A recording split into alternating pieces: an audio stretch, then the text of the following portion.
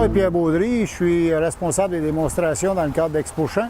Les producteurs aujourd'hui cherchent des façons de simplifier le travail, donc d'accélérer le temps au niveau du semis par exemple, et de diminuer le nombre de passages au champ. Donc l'utilisation d'une machine qui permet à la fois de travailler le sol et d'en faire le semis, bien, ça a certainement un intérêt. La machine qui est portée, généralement, bon, la partie travail du sol va être directement portée sur l'attelage 3 points du tracteur, donc à l'arrière. Dans certains cas, on va voir la trémie qui transporte le grain de semence, en fait, qui transporte la semence. La trémie va être installée soit à l'avant du tracteur pour amener une espèce de contrepoids, ou soit directement sur l'unité de travail de sol à l'arrière. D'autres types de machines qu'on a sont des machines qui sont traînantes, c'est-à-dire remorquées. Et généralement, on va retrouver là-dedans des machines de plus grande dimension qui peuvent aller à 6 mètres, même dans certains manufacturiers jusqu'à 8 mètres. Et puis, la trémie est une trémie centrale qui peut tenir plusieurs millilitres de semences ou un combiné de semences et de fertilisation.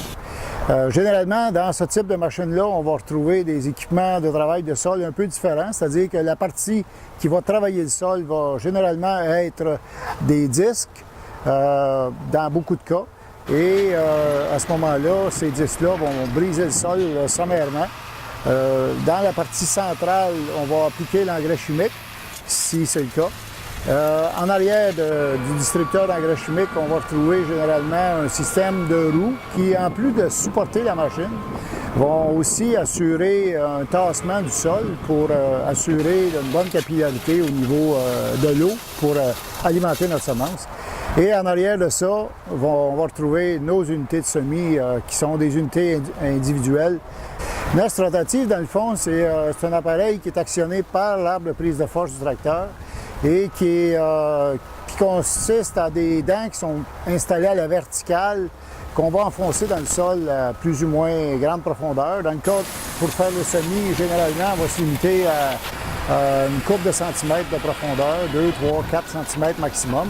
En variant la vitesse de rotation de ces dents-là, bien, on peut arriver à avoir un sol qui est plus ou moins émietté.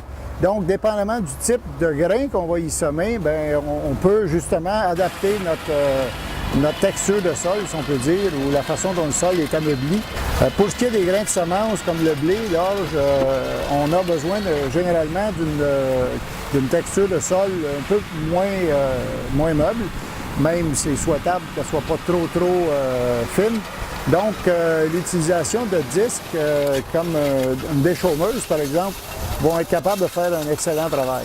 Ça va permettre de briser notre sol grossièrement et avec l'utilisation des autres composantes d'un semoir de ce type-là, on va être en mesure de préparer un lit de semences qui va être amplement suffisant pour des grains de blé ou des grains d'orge ou même des grains de soya. Si on est dans des sols très lourds, probablement qu'une des bonnes conditions serait d'avoir un travail de sol à l'automne, donc soit passer un chisel, passer une charrue à la limite, ou un outil qui est en mesure de déjà briser notre sol à l'automne de façon à rendre le travail plus facile pour le semoir au printemps.